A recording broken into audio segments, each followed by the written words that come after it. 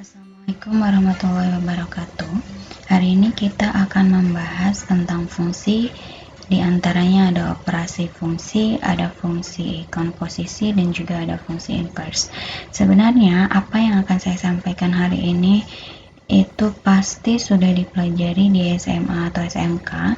Jadi apa yang akan saya sampaikan hari ini itu sebenarnya hanya mengingatkan kembali. Nah, yang pertama, operasi fungsi itu terdiri dari 4. Yang pertama adalah penjumlahan, kemudian yang kedua adalah pengurangan atau selisih, kemudian ada perkalian, dan juga ada pembagian maksud saya. Nah, untuk penjumlahan dari dua fungsi itu didefinisikan sebagai f plus g dari x, di mana nilainya akan sama dengan jumlah dari dua fungsi itu sendiri, yaitu fungsi fx ditambahkan dengan fungsi gx. Untuk selisih juga sama, selisih dari dua buah fungsi itu didefinisikan sebagai f dikurangi dari x.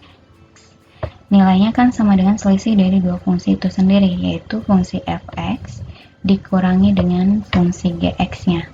Nah, untuk perkalian dan pembagian juga sama. Jadi nanti untuk perkalian hasilnya akan sama dengan fungsi fx dikalikan dengan fungsi gx. Untuk pembagian ya fungsi fx dibagi dengan fungsi gx-nya. Nah, contoh pertama, kita punya dua fungsi fx dan fungsi gx, di mana fungsi fx-nya itu adalah x dikurangi 3 dibagi 2, kemudian gx-nya adalah akar pangkat 2 dari x. Nah, seperti yang tadi saya sebutkan, ada 4. Yang pertama, untuk operasi penjumlahan, yaitu f plus g dari x, nilainya akan sama dengan fx ditambahkan dengan gx. Fx-nya tadi sudah diketahui, yaitu x dikurangi 3 per 2, sehingga dituliskan seperti ini. Kemudian gx-nya adalah akar pangkat 2 dari x ditambahkan. Nah, untuk cara mencari domain itu tidak akan saya jelaskan secara detail karena sudah kita bahas dan kita pelajari bersama pada pertemuan-pertemuan sebelumnya. Namun yang harus Anda ingat, domain di sini itu tidak diperoleh dari masing-masing domain dari fx, domain dari gx, namun memang biasanya itu adalah sebuah gabungan atau irisannya. Nah, domain di sini itu diperoleh dari fungsi hasilnya. Di sini fungsi hasil dari fungsi penjumlahannya yaitu x dikurangi 3 per 2 ditambah dengan akar pangkat 2 dari x. Nah, baru nanti dijabarkan dan diuraikan untuk mencari domainnya atau daerah asalnya yang membuat fungsi ini memiliki nilai. Kemudian untuk selisihnya juga sama, fx dikurangi dengan gx, tinggal disubstitusikan, fx-nya adalah x dikurangi 3 dibagi 2, kemudian dikurangi dengan akar pangkat 2 dari x. Cara mencari domainnya sama, ini diperoleh dari fungsi hasilnya. Nah, untuk perkalian itu juga sama. Jadi fx dikalikan dengan gx itu adalah x dikurangi 3 per 2 dikalikan dengan akar x, dimana cara mencari domainnya juga sama, yang diperoleh dari fungsi hasilnya. Jadi domain ini berlaku atau domain ini membuat fungsi hasil operasinya memiliki nilai. Kemudian untuk pembagian juga sama. Fx dibagi dengan gx itu nilainya seperti yang terlihat di sini. X dikurangi 3 dibagi dengan 2 dari akar pangkat 2x. Nah, contoh yang kedua, kita memiliki dua fungsi f besar x dan g besar x, di mana nilainya untuk f besar x adalah akar pangkat 4 dari x plus 1, kemudian g besar x adalah akar pangkat 2 dari 9 dikurangi x kuadrat. Nah, kalau di sini diketahui domainnya. Cara mencari domainnya sudah saya jelaskan di pertemuan-pertemuan sebelumnya. Namun yang harus Anda ingat bahwa nilai di bawah akar, yang harus diingat kembali adalah nilai di bawah akar itu harus lebih besar sama dengan 0. Tidak boleh negatif karena nanti akan menghasilkan bilangan imajiner. Kemudian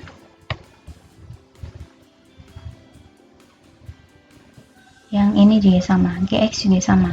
Nilai 9 dikurangi X kuadratnya harus lebih besar sama dengan 0. Jadi diperoleh domain untuk fx itu adalah minus 1 sampai dengan tak hingga. Kemudian untuk gx-nya adalah minus 3 sampai dengan 3. Untuk operasi fungsinya caranya sama seperti yang tadi saya sebutkan. Substitusikan fx-nya, kemudian ditambahkan dengan gx-nya. Nah, ini jelas terlihat bahwa domain di sini itu adalah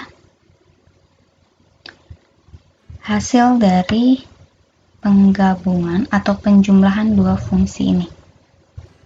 Sehingga dapat dilihat domain untuk fx dan gx itu berbeda dengan domain untuk hasil operasi fungsi penjumlahannya. Untuk pengurangan sama, kemudian perkalian juga sama, pembagian juga sama. Nah, yang di sini ada perpangkatan f pangkat 5 itu adalah perkalian 5 fungsi dari fungsi yang sama. Jadi fx-nya dikalikan 5 kali, kemudian dipangkatkan 5, hasilnya diperoleh seperti ini, x plus 1 pangkat 5 per 4, sehingga diperoleh domainnya itu minus 1 sampai dengan tak hingga. Nah, dapat dilihat bahwa domain untuk perpangkatan ini berbeda dengan domain untuk penjumlahan, pengurangan, perkalian, dan pembagian, di mana dapat terlihat bahwa domain di sini itu adalah irisan dari domain fungsi fx dengan fungsi gx-nya. Kemudian yang kedua adalah fungsi komposisi. Fungsi komposisi itu didefinisikan atau dituliskan sebagai FOG, yang merupakan FOGX itu adalah F dari GX.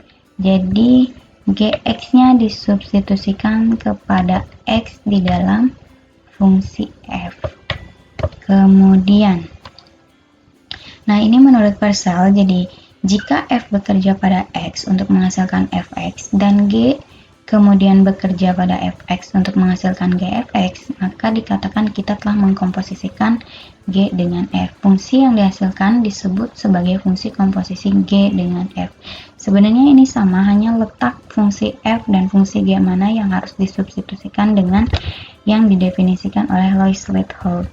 Jadi jangan sampai salah kaprah bahwa formulanya berbeda.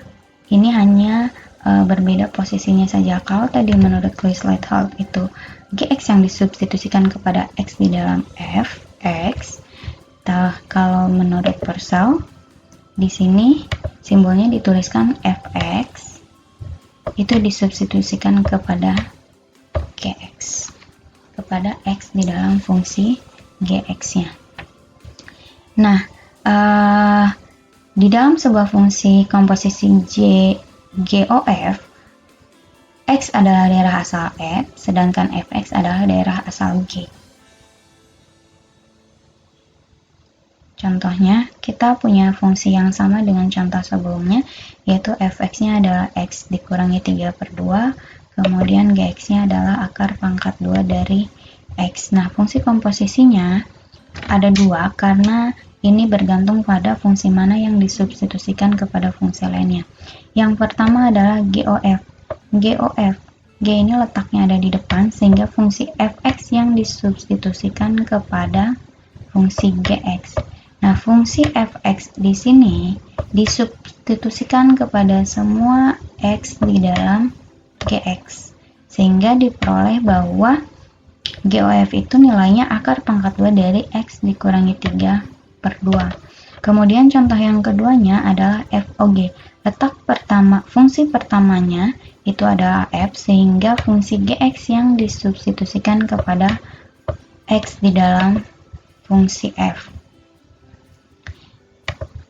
Nah, jadi akar pangkat 2X ini harus disubstitusikan kepada X di dalam fungsi Fx, yaitu ini. Sehingga diperoleh bahwa FOG itu nilainya adalah akar pangkat 2 dari X dikurangi 3 dibagi dengan 2.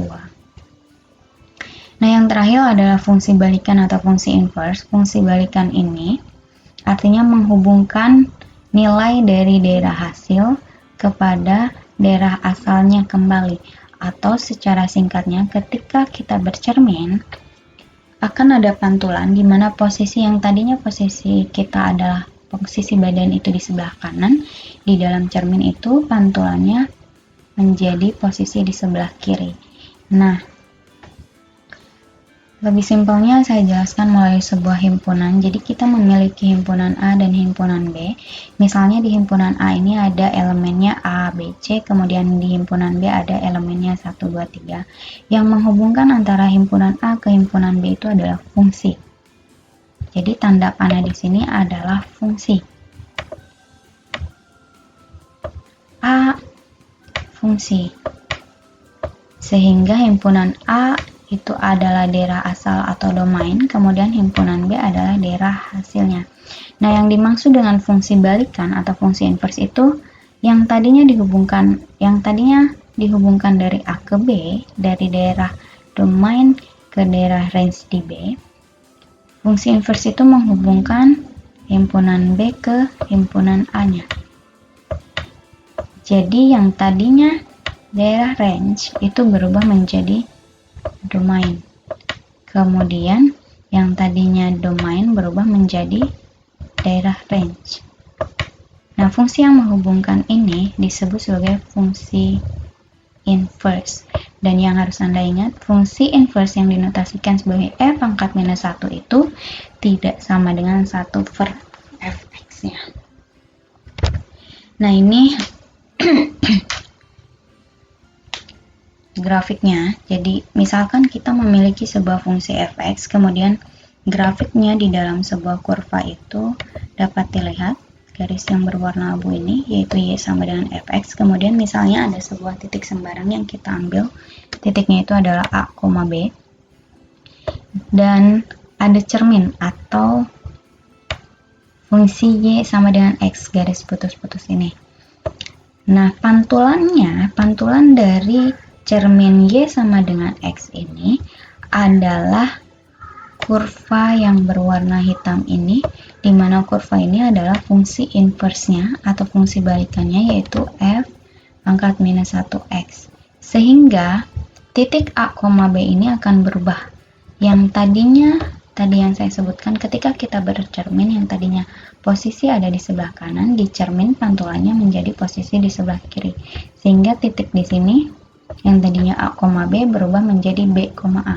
Jadi yang tadinya domain berubah menjadi range, yang tadinya range berubah menjadi domain.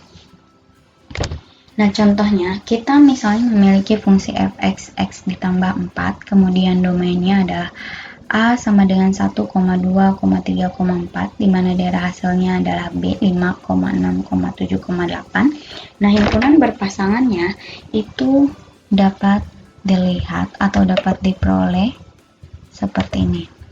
Misalnya 1,5. Ini diperoleh dari elemen 1 di himpunan A disubstitusikan kepada fungsi yang menghubungkan. Diperolehlah nilai 5 yang merupakan elemen dari himpunan B. Kemudian 2,6 juga sama.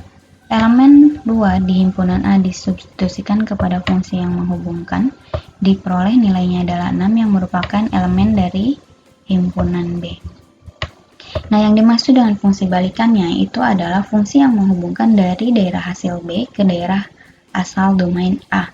Sehingga nanti posisinya menjadi seperti ini. Yang tadinya domain itu berubah menjadi range, kemudian yang tadinya range berubah menjadi domain. Nah, sehingga jika kita memiliki sebuah domain dari fungsi f, misalnya adalah x, kemudian dihubungkan kepada range dari f-nya yaitu fx, dihubungkan oleh fungsi x plus 4, itu adalah sebuah fungsi. Kemudian kalau kebalikannya, yang menghubungkan fungsi fx atau range dari f pada domain dari f, x itu disebut sebagai fungsi inverse.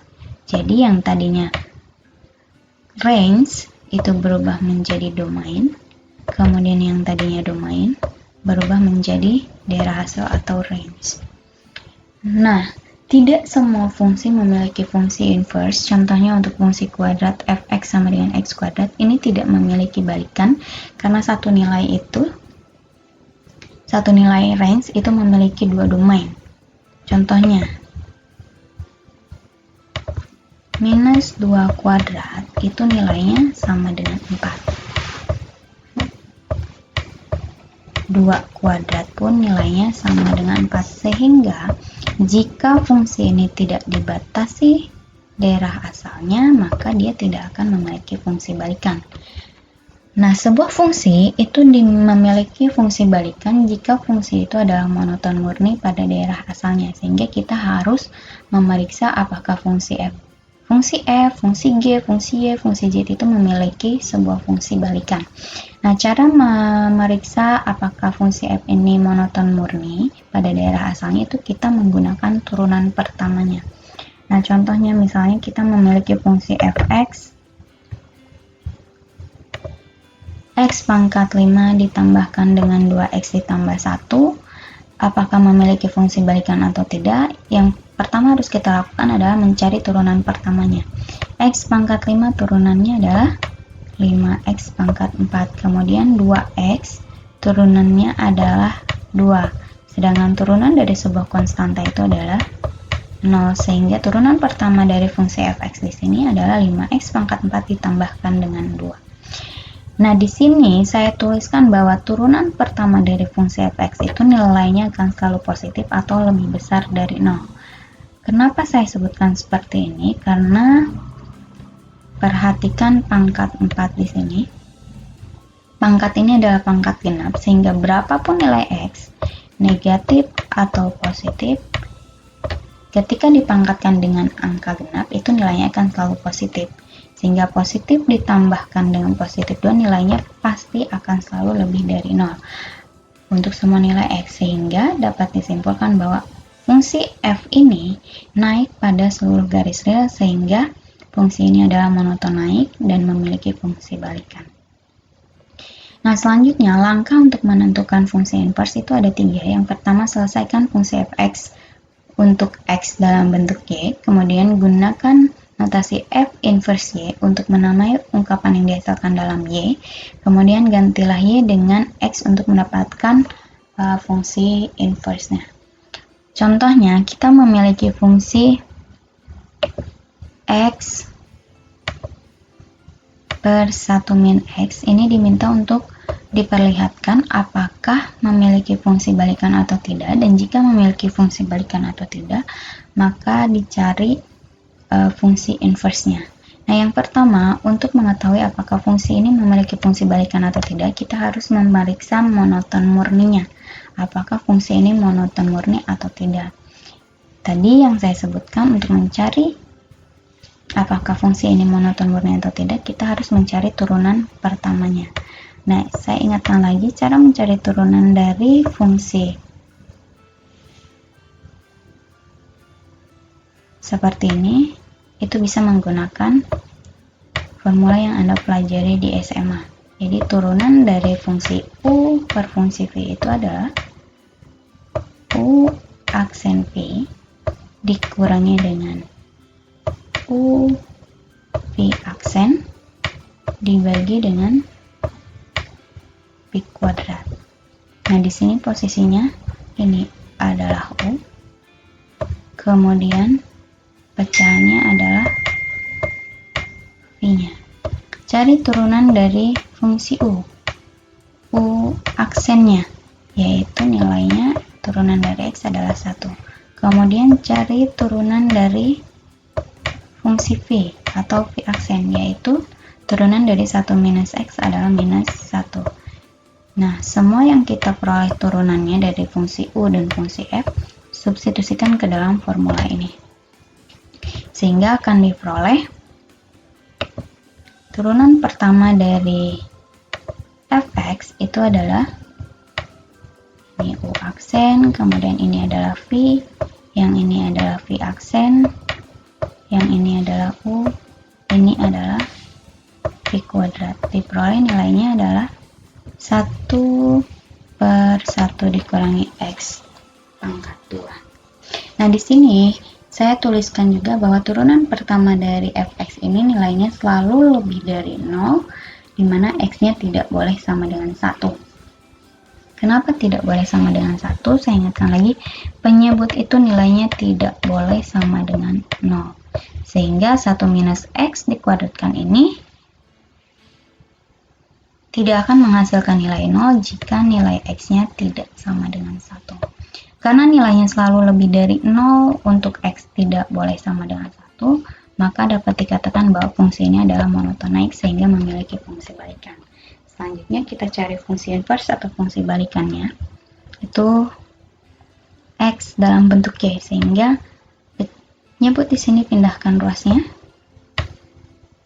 kalikan diperoleh y, kemudian ini kalikan juga diperoleh xy, kemudian yang memiliki suku yang sama didekatkan, x plus xy sama dengan y. Di sini sama-sama memiliki x sehingga x-nya dikeluarkan. Maka x dibagi dengan x itu nilainya 1. Xy dibagi dengan x nilainya adalah y sama dengan y, sehingga diperoleh x dalam bentuk y-nya adalah y dibagi 1 plus y. Selanjutnya, tadi langkah keduanya adalah merubah x ini menjadi f inverse y. Ini. Kemudian langkah terakhirnya semua suku y dirubah menjadi suku x, maka diperolehlah fungsi inverse dari fungsi fx. Nah, sekian apa yang bisa saya jelaskan hari ini. Kemudian karena kita diinstruksikan untuk pembelajaran online atau pembelajaran jarak jauh, sehingga untuk dapat mengetahui apakah Anda memahami apa yang saya sampaikan atau tidak, baik membaca melalui materi atau memperhatikan apa yang saya jelaskan pada video ini, maka saya minta untuk membuat soal sesuai yang saya instruksikan di e-learning, di mana setiap orang soalnya harus berbeda. Jadi Anda buat soal sendiri, Anda buat jawabannya sendiri. Saya akhiri, wassalamualaikum warahmatullahi wabarakatuh.